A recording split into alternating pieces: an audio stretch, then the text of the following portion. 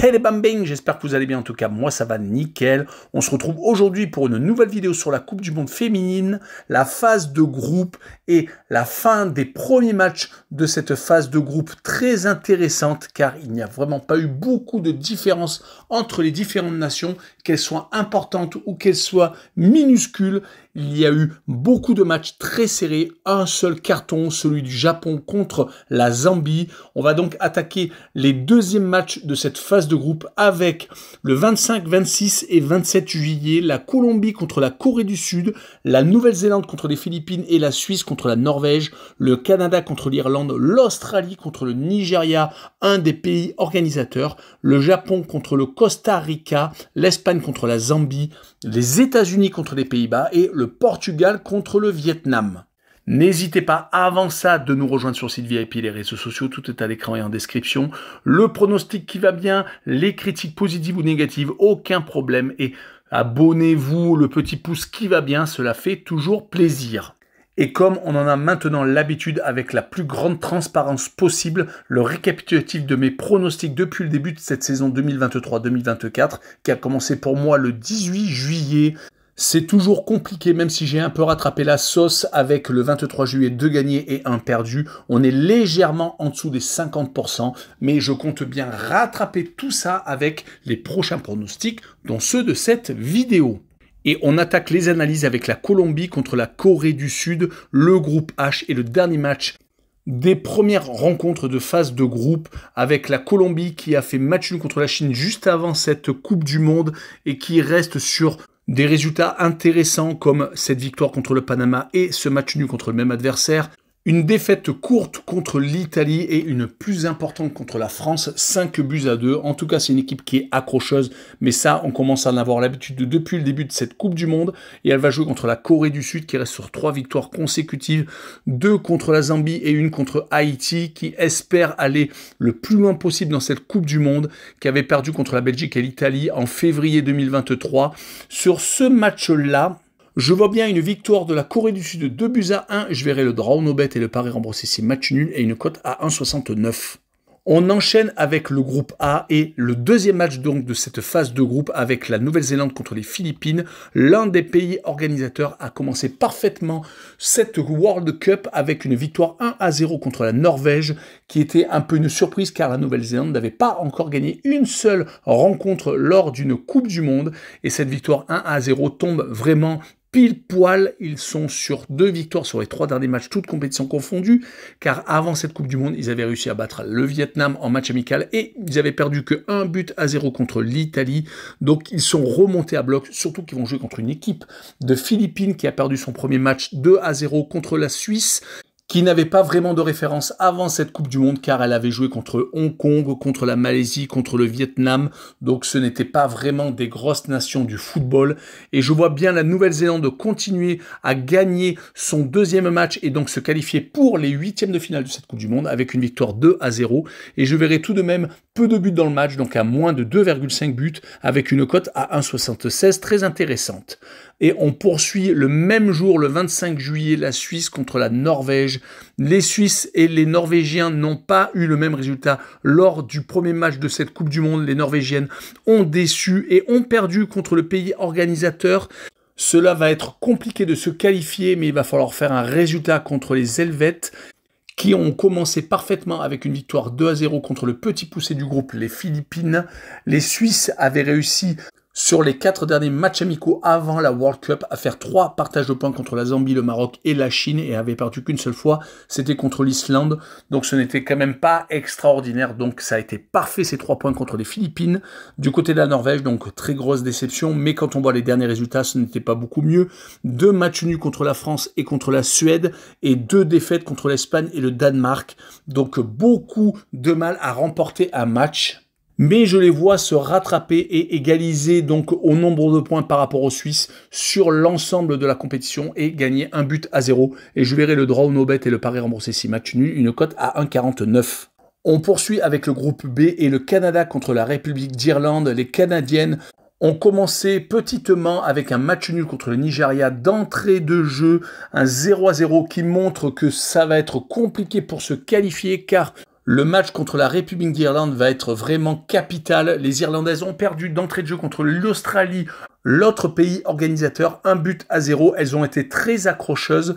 Cela risque d'être un match fermé entre deux équipes qui n'ont quasiment pas gagné sur les 5 derniers matchs, toutes compétitions confondues. Le Canada a gagné un peu à la surprise générale le Brésil le 20 février 2023. Du côté de la République d'Irlande, une seule victoire, c'était contre la Zambie, 3-2. Et on peut remarquer que ces deux formations ont énormément de mal à marquer. Mon pronostic sera une victoire du Canada, 1-0, et je verrai le moins de 2,5 buts sur le match et une cote à 1,65. La seconde rencontre sera Australie contre Nigeria le 27 juillet. Les Australiennes ont commencé parfaitement avec une victoire courte 1-0 d'entrée de jeu contre les Irlandaises. Elles restaient sur des matchs assez aboutis contre la France et l'Angleterre qui font partie des outsiders de cette Coupe du Monde. Elles avaient également battu la Jamaïque en février 2023. Une seule défaite, c'était contre l'Écosse en avril. Mais elles sont bien entendu favorites contre les Nigérianes qui, de leur côté, avaient réussi à battre 3 adversaires juste avant la Coupe du Monde. Les Néo-Zélandaises 3-0 assez facilement, les Haïtiennes et les Costariciennes, 3 équipes qui sont à cette World Cup. Je verrai tout de même les Australiennes s'imposer 1-0 et je verrai également le moins de 2,5 buts sur le match, une cote à 1,77. Et on enchaîne avec le groupe C et 2 rencontres le 26 juillet avec le Japon contre le Costa Rica et l'Espagne contre la Zambie. Les deux formations, que ce soit le Japon et l'Espagne, se sont un peu baladées lors de leur match d'ouverture. Les Japonaises ont gagné 5-0 contre la Zambie, alors que l'Espagne s'est imposée 3-0 contre le Costa Rica. On va d'abord commencer par le Japon contre le Costa Rica. Les Japonaises veulent gagner cette deuxième rencontre pour se qualifier directement pour les 8e de finale. Cela devrait être quand même beaucoup plus facile que d'autres nations. Elles ont vraiment mis la marche en avant d'ailleurs sur les 2 dernières rencontres, que ce soit le match amical contre le Panama ou contre la Zambie. Elles ont déjà marqué 10 réalisations et n'ont pris aucun but, donc elles font vraiment partie des favorites. Du côté du Costa Rica, une seule victoire, c'était un match amical contre Haïti en début juillet, sinon 4 défaites sur les 5 derniers matchs, toutes compétitions confondues, et ce 3-0 encaissé contre l'Espagne fait vraiment mal car cela va être compliqué de redresser la barre contre les Japonaises, surtout que c'est vraiment un très gros morceau.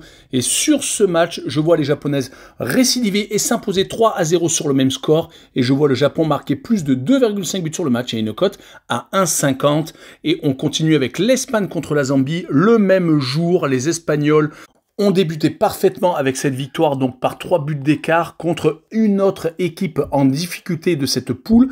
Elles sont dans une énorme dynamique car sur les 5 derniers matchs, toutes compétitions confondues, elles ont pris 0 but.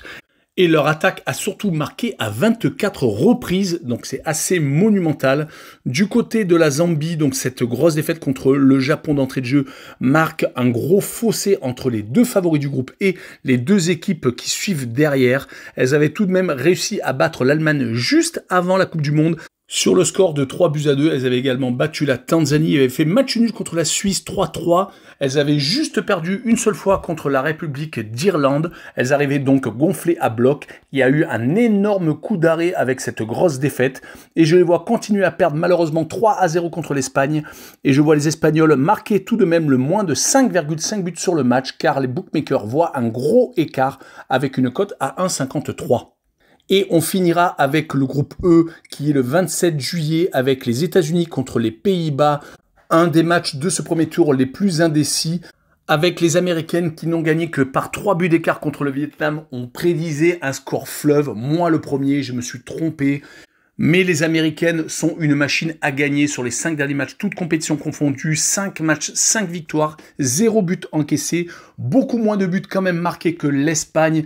Mais avec 2 buts de moyenne marqués par match, ce n'est pas si mal que ça contre le Brésil, la République d'Irlande 2 fois, le Pays de Galles et donc le Vietnam. L'adversaire, les Pays-Bas, ne sont pas en reste sur les 5 derniers matchs, toutes compétitions confondues. Une seule défaite contre l'Allemagne, 4 victoires contre l'Autriche assez facilement 4-0, contre la Pologne également facilement 4-1, contre la Belgique juste avant la Coupe du Monde également facilement 5-0.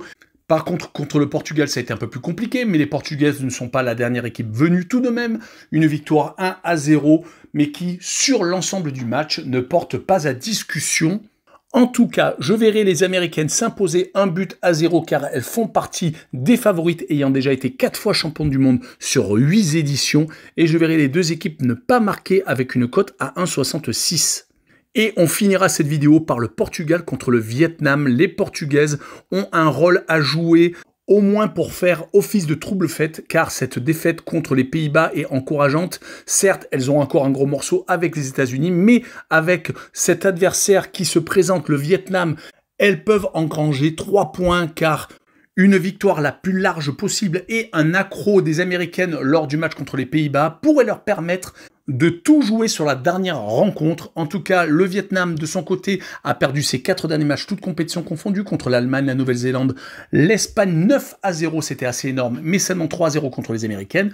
Du côté des Portugaises, 2 matchs nuls contre le Pays de Galles et l'Angleterre, une victoire contre l'Ukraine, une seule petite défaite contre le Japon. C'était lors des derniers matchs amicaux avant la compétition, et donc cette défaite assez courte contre les Bataves.